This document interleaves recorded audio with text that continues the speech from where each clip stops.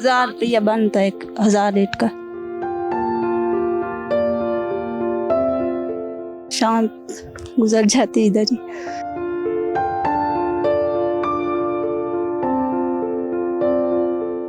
महंगाई इतनी कि पूरा ही नहीं फड़ता, जिन्ना भी कर ली उन्ना ही थोड़ा। एक दिन के अकेला हो तो 1000 के बना लेता हूँ। आपके कोई बच्चे वगैरह या किसी और को यहाँ पे काम करवाने का इरादा है? नहीं, मेरा भी आपदा इरादा भी जिन्नी देर करांगा आप भी करांगा, जो ना होया तो छੱਡ देंगे काम।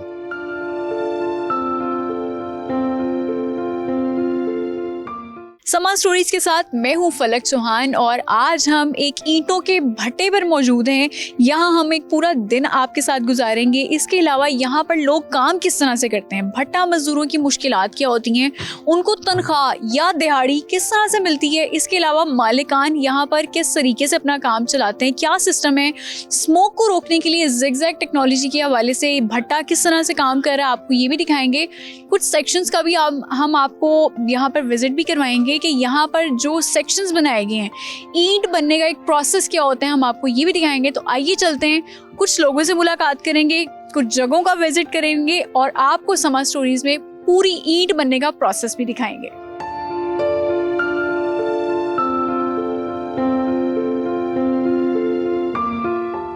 हमारे साथ मौजूद हैं कुछ भट्टा मजदूर, उनसे पूछेंगे कि वो अपनी जिंदगी यहाँ पर कैसे गुजारते हैं। यहाँ पर कितने घंटे काम करते हैं आप?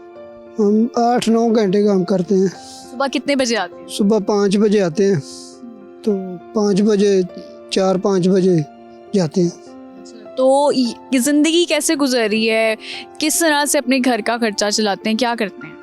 महंगाई तो बहुत है, लेकिन शुक्र है अल्लाह का, उतना टाइम ज़्यादा करी, काम ज़्यादा करीदा, उतना टाइम ज़्यादा लाईदा, इस करके भी ज़्यादा ही कर कोशिश होंदी है भी ज़्यादा काम करिए।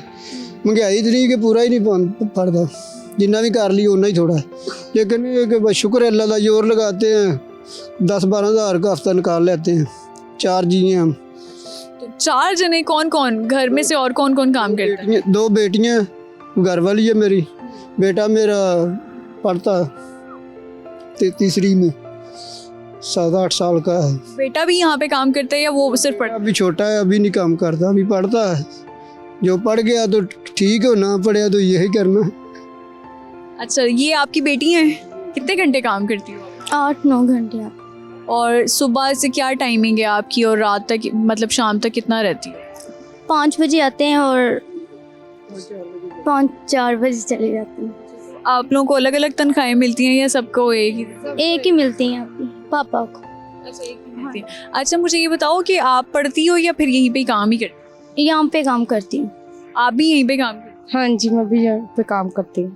तो घर में फिर क्या रूटीन होती है, जिंदगी कैसी चल रही है? बस अच्छी है। घर पे क्या करते हो जाके, जब शाम को या रात को घर जाते हो तो फिर क्या करते हो? खाना बनाते हैं और सो जाते हैं। खाना घर कहाँ है आप लोग? यहीं पास है। ये ठेकर पर यहाँ पर मौजूद हैं और एक ही घर के 4 अफराद भी यहाँ पर लगे हैं। छोटा बेटा है लेकिन वो तो भी पढ़ रहा है, वो यहाँ पर काम नहीं करता। कुछ और मजदूरों से भी आपकी मुलाकात कराते हैं, आइए।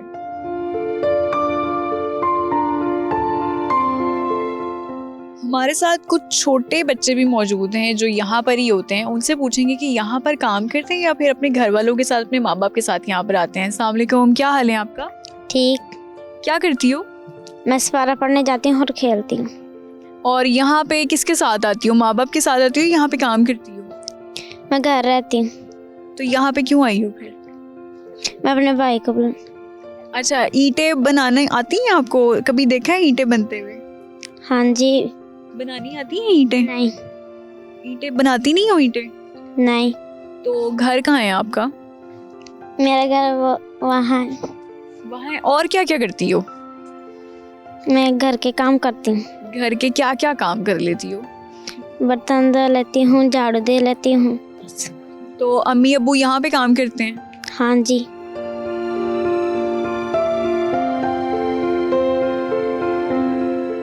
यहाँ पर मेरी नज़र एक और ख़ातून पे भी पड़ी है और वो इस टाइम ईंटें बनाने में मसरूफ़ हैं। उनसे मिलते हैं, उनसे पूछते हैं कि वो एक दिन में कितनी ईंटें बना लेती हैं और कितनी मेहनत का काम है ये। अस्सलाम वालेकुम जी, क्या हाल है? वालेकुम सलाम। ठीक है, आप सुनो। एक दिन में कितनी ईंटें बना लेती हैं आप? 2000 और उसकी फिर कितनी ठेका कितना होता है आपके 2000 ईंटों का? 1000 रुपया बनता है 1000 ईंट का। 1000 रुपया बनता है 1000 ईंटों का। तो ये मुझे ये बताओ कि आपको एक दिन में सिर्फ 2000 ईंटें बनानी पड़ती है या फिर आप जितनी मर्जी ज़्यादा बनाओगे उतने ही पैसे आपके हो जाएंगे? हाँ जी, ज़्यादा बनाएंगे ज़्यादा पैसे होंगे। तो घर का खर्च कैसे चलता है? आपके ही मजदूरी से चलता है या बाकी लोग भी काम करते हैं आपके साथ? मेरा खामन भी करता काम, रिक्शा चलाता हो। और आपका घर कहाँ है? इधर ही। तो यहाँ पे कितने टाइम से आप कितना टाइम लगाती हो यहाँ पे? शाम गुजर जाती इधर ही। अच्छा, शाम इधर ही गुजर जाती है। तो आजकल महंगाई भी बहुत ज़्यादा है, तो घर का खर्च कैसे चल रहा होगा? मुश्किल होती है या फिर आसानी से चल जाता है? बस चल जाता है। जनाब, इनको अपनी ज़िंदगी का पहिया चलाने के लिए तकरीबन 2000 ईंटें एक दिन की बनानी पड़ती हैं और इस टाइम ये मसरूफ़ हैं ईंटें बनाने में। और हमने कोशिश की है कि हम इनसे बात कर सकें, थोड़ा सा आपको भी बता सकें कि ये लोग अपनी ज़िंदगी कैसे गुजारते हैं।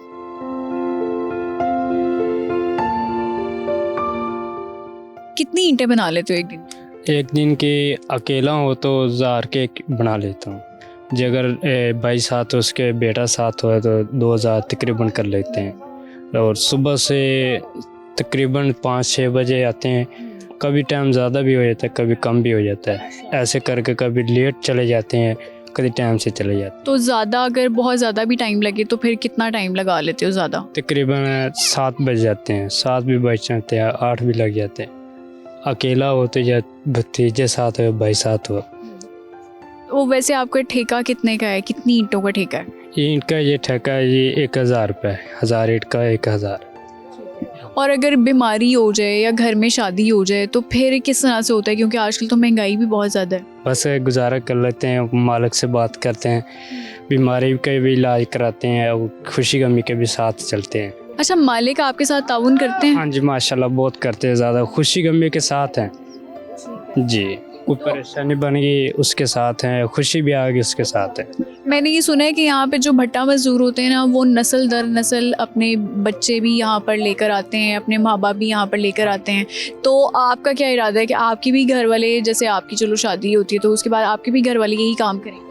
जी, कोशिश तो नहीं है, बाकी अगर बहुत ही मजबूर हो जाए तो फिर इसे ऐसे करना पड़ जाता है। जनाब, ये भी अपनी ज़िंदगी में कुछ मुश्किलात का भी सामना कर रहे हैं क्योंकि इस टाइम पे महंगाई इतनी ज़्यादा है कि यहाँ पर इनको अपने घर का खर्च चलाने के लिए भी ओवर टाइम लगाना पड़ता है और अक्सर यहाँ पर रात भी इनको हो जाती है। हमारे साथ मौजूद हैं शहजाद साहब, जो कि इस भट्टे पर ही काम करते हैं और ज़िगज़ैग टेक्नोलॉजी में किस तरह से काम का प्रोसेस चलता है हम इनसे ये पूछेंगे। अस्सलाम वालेकुम शहजाद साहब, थोड़ा सा ये बताएं कि ज़िगज़ैग टेक्नोलॉजी में ईंटें बनती कैसे हैं, कैसे इसका प्रोसेस होता है? ये पहले जब थे ना मैनुअल भट्टे, तो तब ईंटें कम पकती थी और ख़र्चा भी कम था। अब ख़र्चा भी ज़्यादा हो गया है और ईंटें का भी ये तरीका है, पहले वाला जो चैम्बर होता था ना पावा, उसकी ईंट लगती थी 4700 और अब जो है वो 15000 का एक चैम्बर लगता है। तो इसमें ज़रा इजी भी हो जाता है वो काम वालों के लिए। पहले वाला ज़रा मुश्किल होता था, तो अब जो है ये इजी है इनका काम ना, तो उसकी वजह से ना ये सिर्फ मज़दूर जो है ना वो इजी हो चुके हैं। मेरे पीछे आप देख भी सकते हैं कच्ची ईंटें जो शेप में आ चुकी हैं, उसकी अभी ये पकने के लिए इनको रखेंगे। तो ये क्या प्रोसेस होता है ये भी शहजाद साहब हमारे देखने वालों को बताएं, क्योंकि हम देख रहे हैं कि कच्ची ईंटें आप प्लास्टिक उसके ऊपर डालने लगे हैं, तो ज़िगज़ैग की वजह से किस तरह से पकती हैं? ये प्लास्टिक डालने का ये मकसद होता है कि यहाँ पे ना इससे आगे जब हम ईंटें लगाएंगे ना तो इसका जो सेका आएगा वो पीछे रुक जाएगा, वो आगे नहीं आएगा। जब हम यहाँ पहुँचेंगे तो इसको हम खुद जलाएंगे, निकालेंगे, कुंडी से ना निकाल देंगे, फिर वो आगे आग आनी शुरू हो जाएगी। और ये जो ईंटें हैं ये हम रेड़ों पे लाते हैं, बाहर से रेड़ों पे आती हैं, फिर यहाँ पे लगती हैं। उसके बाद पकने वाली जो है वो ऊपर है, वो आपको हम दिखाएंगे पकती कैसे हैं। और ज़िगज़ैग जो है वो ऊपर पता चल जाएगा क्या ज़िगज़ैग होता है। तो यहाँ पे सिर्फ हम बराई चेक करवा रहे हैं कि ये हमारी बराई ज़िगज़ैग है यहाँ से, तो बाकी का काम जो है वो हम भट्टे के ऊपर जाके करते हैं। जनाब मेरे पीछे जो आप इस टाइम ईंटें देख रहे हैं वो कच्ची ईंटें हैं, शेप बनी हुई है उनकी, लेकिन जिगजैग की वजह से ये उसकी भराई चेक कर रहे हैं। उसके अलावा इन्होंने कुछ लाइंस भी छोड़ी है, स्पेसिंग छोड़ी हुई है, कुछ सुराख भी इन्होंने छोड़े हुए हैं, जिसकी वजह से जो जिगजैग टेक्नोलॉजी की जो हीट है उसको ये लोग चेक करते हैं। और उसके बाद फिर जब ये पकने के लिए तैयार हो जाएंगी तो फिर ये ऊपर एक और सेक्शन है वहाँ पर जाएंगे। हमने अभी आपको पहले एक खातून से मिलवाया था जो ईंटें बना रही थी, जहाँ पर वो शेप ईंटों की तैयार हो रही थी वो हमने आपको दिखाई है। उसके बाद अब हम आपको यहाँ पर लेकर आए हैं जिस तरह से जिगजैग टेक्नोलॉजी में ईंटें सीक्वेंस में इन्होंने रख दी हैं। अब इसके बाद कहाँ जाना है आपको वो भी दिखाएंगे, आइए चलते हैं। गारे से ईंट बनाई किस तरह से जाती है, शेप किस तरह से दी जाती है, वो तो हमने आपको दिखा दिया। अब हम जा रहे हैं भट्टे की जो टॉप पे इनका एक सेक्शन इन्होंने बनाया गया, जहाँ पर ईंट की शेप तैयार होने के बाद ये हीटिंग सिस्टम लगाते हैं, जहाँ पर ईंट पकती है। वो ईंट पक किस तरह से रही है हम आपको वो भी दिखाते हैं। और इसके अलावा जिगजैग टेक्नोलॉजी में जो ब्लोअर यूज़ होता है, जो इन्होंने बाकी सिस्टम लगाया हुआ है, आपको वो भी दिखाते हैं। शहजाद साहब के साथ अब हम बिल्कुल टॉप पे आ चुके हैं भट्टे के, और यहाँ पर अब क्या प्रोसेस है मज़ीद वो हमें शहजाद साहब भी बताएंगे, क्योंकि वो यहाँ पर काम भी कर रहे हैं और उनको काफ़ी ज़्यादा तजुर्बा भी है। शहजाद साहब अब हम क्या प्रोसेस आप बताएंगे ईंट का? अभी हम यहाँ पे खड़े हुए हैं ना, ये नीचे हमारे कच्ची ईंटें लगी हुई हैं, तो ये अब लगा दी हुई हैं, तो दूसरी साइड पे हम पकाना शुरू किए हुए हैं, वो पकाते आ रहे हैं, और यहाँ पे जो हैं ये कच्ची हैं। इसका मतलब ये है कि जहाँ पर हम अभी खड़े हुए हैं जो ज़मीन है उसके नीचे सारी की सारी कच्ची ईंटें हैं, और ये रिस्की काम नहीं है। मतलब अगर ईंटें कुछ भी हो जाए ईंटों को तो ज़मीन धंस सकती है। नहीं, इसके ऊपर ना एक वो जाल लगाया जाता है पक्की ईंटों का, पकी हुई हैं जो ना, उनका जाल लगाया जाता है, फिर उसके बाद उसके ऊपर केरी डाली जाती है। यहाँ पे मुश्किल नहीं है, कुछ भी ऐसा मुश्किल नहीं है, ना गिरने का मसला है, तो ना ही कोई चोट लगती है, ऐसा कुछ भी नहीं है। ठीक है शहजाद साहब, मुझे ज़रा आप आगे भी लेके चलें, जहाँ पर जिगजैग टेक्नोलॉजी का जो प्लांट लगा है, जो ब्लोअर लगा है, वो ज़रा हमें आप दिखाइएगा।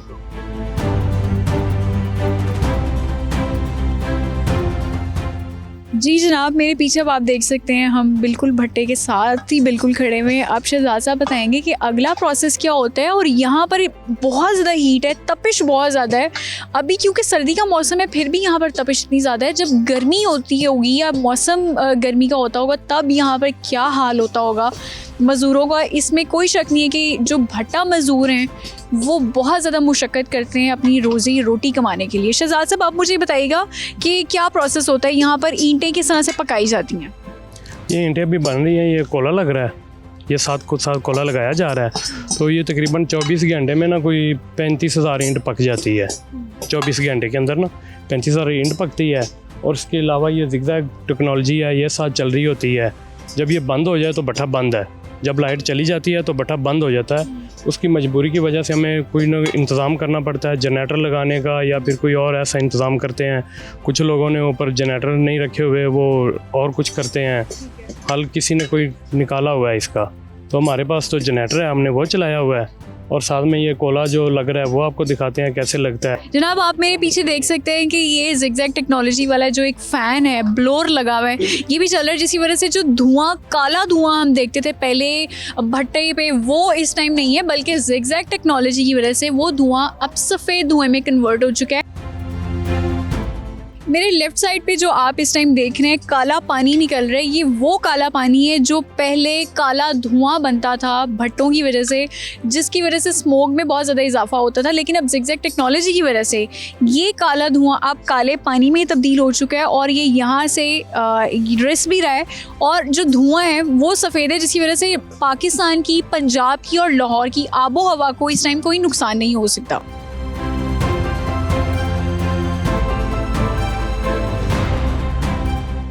ये भट्टे का वो सेक्शन है जहाँ पर ईंटें फाइनल प्रोडक्ट के आखिरी मराहिल में है, क्योंकि यहाँ पर मैं देख रही हूँ गर्माहट भी मुझे फ़ील हो रही है, और ईंटें यहाँ पर पककर तैयार हो चुकी हैं, कुछ गर्म भी हैं, और इनको ठंडा होने में तकरीबन 8 से 9 दिन लगते हैं। और जो ईंटें यहाँ पर लोड होता हुआ हम आपको दिखा रहे हैं वो 8 से 9 दिन पहले पक चुकी थी और अब ये ठंडी हो चुकी हैं। इसके बाद इनको लोड करवाएंगे ट्रक में और मार्केट में भेजा जाएगा। यहाँ मज़दूर किस तरह से काम करते हैं उनसे भी बात करते हैं और उनसे आपकी मुलाकात करवाते हैं। कितने साल हो गए आपको इस भट्टे में? 10-12 साल हो गए। तो क्या क्या काम कर लेते हैं या सिर्फ इसी सेक्शन में ही आप काम करते ਹਾਂ ਇੱਥੇ ਹੀ ਕੰਮ ਕਰਨੇ 7-8 ਹਜ਼ਾਰ ਇੱਟ ਲਾ ਲਈ ਦੀ ਸ਼ੁਕਰ ਹੈ ਅੱਲਾ ਦਾ ਦਿਹਾੜੀ ਚੰਗੀ ਭਲੀ ਬਣਾ ਕੇ ਫਿਰ ਘਰਾਂ ਨੂੰ ਜਾਈਦਾ ਆ ਬਸ ਹੁਣ ਨਿਬੜੇ ਖਲੇ ਆ ਅੱਜ ਲੇਟ ਹੋ ਗਏ ਨਹੀਂ ਤਾਂ ਅਸੀਂ 1:30-2 ਵਜੇ ਘਰ ਚਲੇ ਜਾਈਦਾ हैं? तो कितने घंटे काम करते हैं? 8 ਘੰਟੇ ਬਣ ਜਾਂਦੇ ਸਾਡੇ सुबह कितने बजे शुरू होता 6 ਵਜੇ ਆਏ ਨੇ ਸਵੇਰ है? और तनख्वाह या ठेका कितना होता है? ਸਾਡਾ ਤਨਖਾਹ ਦਾ ਹਿਸਾਬ ਲਾਈਏ ਤਾਂ ਸਾਨੂੰ 40-42 ਹਜ਼ਾਰ ਰੁਪਈਆ ਤੱਕ ਪੜ ਜਾਈਦਾ ਹਾਂ ਉਵੇਂ ਲੇਕਿਨ ਅਸੀਂ ਦਿਹਾੜੀ ਦਾ ਕੰਮ ਕਰਨੇ दिहाड़ी में फिर कितना, अगर दिहाड़ी की बात करें तो उसमें कितना होता है? 1500-1600 ਰੁਪਈਆ ਦੀ 1700 ਦੀ ਵੀ ਲਾ ਲਈ ਦੀ 1800 ਦੀ ਵੀ ਦਿਹਾੜੀ ਲਾ ਲਈ ਦੀ ਆਹ ਦੇ ਵਜਨ ਨਾਲ ਹੀ ਲਾਣੀ घर में और कोई काम करते हैं या सिर्फ आप ही करते हैं? ਸਿਰਫ ਮੈਂ ਹੀ ਕਰਨਾ ਬਾਕੀ ਛੋਟੇ ਨੇ ਹਲੇ ਬੱਚੇ ਨੇ ਤੇ मैं मैंने ये सुना है कि जो भट्टे पर काम करते हैं उनकी नस्लें भी साथ ही काम करती हैं, तो आपके कोई बच्चे वगैरह या किसी और को यहाँ पे काम करवाने का इरादा है? ਨਹੀਂ ਮੇਰਾ ਵੀ ਆਪਦਾ ਇਰਾਦਾ ਵੀ ਜਿੰਨੀ ਦੇਰ ਕਰਾਂਗਾ ਆਪ ਵੀ ਕਰਾਂਗਾ ਜਦੋਂ ਨਾ ਹੋਇਆ ਉਦੋਂ ਛੱਡ ਦਿਆਂਗਾ ਕੰਮ ਜਿੰਨੀ ਦੇਰ ਅੱਲਾ ਨੇ ਤਾਕਤ ਦਿੱਤੀ ਉਨੀ ਦੇਰ ਕਰਾਂਗੇ ਕੰਮ मैं यहाँ पे देख रही हूँ, यहाँ पे ना काफ़ी गर्मी भी है, हालांकि मौसम बहुत अच्छा है, लेकिन ये जो ईंटों की एक जो क्योंकि भट्टे से आई हैं तो यहाँ पे तपिश भी बहुत ज़्यादा है, तो क्या मुश्किलात होती हैं यहाँ पर काम करते हुए? ਉਹ ਬਹੁਤ ਜਦੋਂ ਬਹੁਤੀ ਗਰਮੀ ਲੱਗੇ ਤੇ ਬਹੁਤ ਆਂਦਾ ਵੀ ਤੁਸੀਂ ਬਹਿ ਜਾਓ ਸਾਹ ਸੂ ਲੈ ਕੇ ਤੇ ਫਿਰ ਜਦੋਂ ਠੰਡਾ ਹੋਏਗਾ ਉਦੋਂ ਲੱਗ ਜਿਆ ਕਰ ਆਇਓ ਤੇ ਵੈਸੇ ਵੀ ਸਾਨੂੰ ਕਹਿੰਦਾ ਤੁਸੀਂ ਸ਼ਿਕੰਜਮੀ ਜਦੋਂ ਬਹੁਤੀ ਗਰਮੀ 'ਚ ਲੱਗੀਏ ਸਾਨੂੰ ਪੈਸੇ ਦਿੰਦਾ ਵੀ ਤੁਸੀਂ ਆਦਾ ਖਾਇਆ ਪੀਆ ਕਰੋ ਠੰਡੇ ਰਿਹਾ ਕਰੋ ਠੰਡੇ 'ਚ ਕੰਮ ਕਰਿਆ ਕਰੋ ਬਹੁਤਾ ਸਾਨੂੰ ਯਾਨੀ ਕਿ ਨਹੀਂ ਗਰਮੀ ਮਹਿਸੂਸ ਹੋਣ ਦਿੰਦਾ आज हम आपको दिखा रहे हैं कि ईंटों के भट्टे पर काम किस तरह से होता है, यहाँ के मज़दूरों की ज़िंदगी क्या है और किस तरह से ये लोग काम करते हैं। लेकिन चलते चलते मेरी नज़र यहाँ पर भी पड़ी, ये जो ईंटों का ढेर आप देख रहे हैं ये बिल्कुल वेस्ट हो चुका है। ये बिल्कुल तैयार थी ईंटें, लेकिन शायद बहुत ज़्यादा पक गई हैं या फिर इनकी क्वालिटी अच्छी नहीं है, जिसकी वजह से यहाँ पर इनका ढेर लग चुका है और अब ये बिल्कुल वेस्ट हैं। आप देख सकते हैं कि पीछे मज़दूर भी लगे हैं और ये वाला वो सेक्शन है जहाँ पर ईंट एक फाइनल प्रोडक्ट बन जाती है और फिर उसके बाद ये लोड करवा के इसको बाहर मार्केट्स में बेच दिया जाता है। हमारे साथ मौजूद हैं सरफराज सिंधु साहब, जो कि सदर हैं भट्टा एसोसिएशन लाहौर के। उनसे बात करेंगे, उनसे पूछेंगे कि वो स्मोक रोकने के लिए क्या इकदाम करें अपने भट्टों पर। अस्सलाम वालेकुम सरफराज साहब, कैसे हैं आप? जी ठीक ठाक, आप सुनाइए सर। जी ठीक। सरफराज साहब, स्मोक क्योंकि आप देख रहे हैं कि लाहौर में, पूरे पंजाब में, लाहौर समेत बहुत ज़्यादा फैल चुकी है, तो आपके भट्टों में ज़िगज़ैग टेक्नोलॉजी आ चुकी है? जी हमारे भट्टों में तकरीबन 2018 से हमारी जो भट्टा इंडस्ट्री है ना उसमें ये टेक्नोलॉजी चल रही है और हमने उसी वक्त से इस पे अमल दरामद करके स्मोक फ्री हमारे जो भी काम चल रहे हैं ये स्मोक फ्री है। इनका ड्राफ्ट जो है उसमें अभी स्मोक नहीं है। अच्छा। बिल्कुल वाइट और साफ सुथरा माहौल है। जो भी हम जो ना जिस टेक्नोलॉजी पे जा रहे हैं साफ सुथरा माहौल पे जा रहे हैं। तो ये कितना खर्चा आता है अपने भट्टे को ज़िगज़ैग टेक्नोलॉजी में कन्वर्ट करने का, और उसके बाद फिर जो आपका जो भी प्रोसेस होता है ईंट बनने का, उसमें कोई वो तब्दीली वगैरह तो नहीं आई? नहीं, तब्दीली आती है। एक तो खर्चा इसका जो है ना वो जब हम इस टेक्नोलॉजी पे जाते हैं तो 50 लाख से लेके कोई 1 करोड़ रुपया खर्चा आता है। अच्छा। वो करने के बाद ये टेक्नोलॉजी पे जाते हैं ज़िगज़ैग पे। और दूसरा जो है कि इस टेक्नोलॉजी पे जाने के बाद भी हमें जो है इसका फ़ायदा भी हुआ है और इससे हमारे फ्यूल की बचत हुई है 20-25% और ईंट भी ज़्यादा पक रही है इसमें। सरफराज साहब, हमने हमेशा से ये सुना है कि जो भट्टा मजदूर होते हैं उनका मौशी तौर पर इस्तेहसाल किया जाता है, उन पर तशद्दुद किया जाता है, तो इसके पीछे क्या हकीकत होती है? क्योंकि आप सदर भी हैं भट्टा एसोसिएशन लाहौर के। ऐसा कोई मसला नहीं है। कोई भी भट्टे वाला देखें। अच्छा। जिस बंदे ने हमें रिज़्क कमा के देना है, जिसने हमारे लिए काम करना है, कोई ऐसा मेरा ख्याल है कोई मालिक जालिम नहीं है कि उससे ज्यादती करे या उससे उस पर तशद्दुद करे। तो सरफराज साहब, आपको जो भट्टा मजदूर आपके पास रहते हैं या काम करते हैं उनको आप मंथली पे करते हैं या एनुअली पे करते हैं? उनका जो सैलरी सिस्टम होता है या उनकी तनख्वाह होती है वो किस हिसाब से आप पे कर रहे होते हमारा हैं? जो होता है बेसिकली ठेका सिस्टम है। ठीक है। 1000 इन पे मजदूरी होती है, 1500 रुपये 1000 का या 2000 रुपये 1000 का, वो हमने उनके साथ ठेका होता है। वो जितनी निकालते हैं वो हम उनको उतना उनको पेमेंट दे देते हैं। ठीक है। तो ये जो हम बात सुनते हैं कि जो भट्टा मजदूर होते हैं वो नस्ल दर नस्ल काम कर रहे होते हैं और वो इस वजह से काम कर रहे होते हैं कि उन्होंने उधार कर्जा उतारना होता है या उधार उतारना होता है, तो ये क्या मामला है? ये मामला असल में इस तरह ना जी, काम कर रहा है कोई, आगे उसके वो अपने बच्चों के लिए शादी करनी होती है, उसने पैसे लेने होते हैं, वो बट्टे वाले मालिक से लेता है। खुद से तो वो कर नहीं सकता ना, और वो जमा करता है इसलिए ठीक है। कि वो कल को खर्चा कर ले। ये सारी ज़रूरतें वो बट्टे वाले से पूरी करता है। अच्छा। जब वो बट्टे वाले से पूरी करता है तो उसके बच्चे फिर वो जब शादी करेगा ना, उसने कह देना जी ये पैसे इसके नाम डाल दें, 1 लाख या 2 लाख रुपया, तो इससे आप ये अपना अलग काम करेगा। तो ये तशद्दुद वाली बात फिर कहाँ से आती है? जब अक्सर कहते हैं कि भट्टा मजदूर भाग गया तो उस पर तशद्दुद किया गया, अक्सर हम देखते हैं सोशल मीडिया पे, वो वाली फिर क्या हकीकत है? कुछ होते भी हैं लेकिन बहुत कम लोग ऐसे। मैंने तो इस तरह का कोई आज तक काम नहीं देखा। मुझे कुछ 25-30 साल हो गए काम करते हुए। ये बात हमारे पास और बट्टे भी हैं। अच्छा। कि किसी बट्टे वाले ने किसी मजदूर से ज्यादती की, जब भी ज्यादती हुई है बट्टे वाले के साथ हुई है। अच्छा, ज्यादती भट्टे वाले के साथ? बट्टे वाले से पैसे लेके भाग जाते हैं। अच्छा। या बेल्ट उड़ा देते हैं।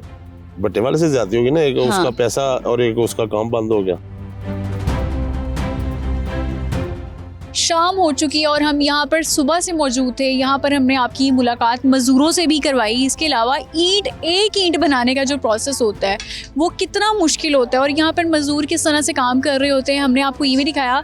जहाँ पर इस टाइम मैं खड़ी हूँ यहाँ पर तपिश भी बहुत ज़्यादा है जो कि मुझे फ़ील हो रही है। मेरे जूते भी इस टाइम जल रहे हैं, लेकिन यहाँ पर लोग किस तरह से काम कर रहे होते हैं, अपना घर किस तरह से चला रहे होते हैं, ये भी हमने आपको दिखाया। फलक चौहान को दीजिए इजाज़त। अगले एपिसोड में कुछ और स्टोरी के साथ कुछ और जगहों से दोबारा से मुलाकात होगी। तब तक के लिए अल्लाह हाफिज़।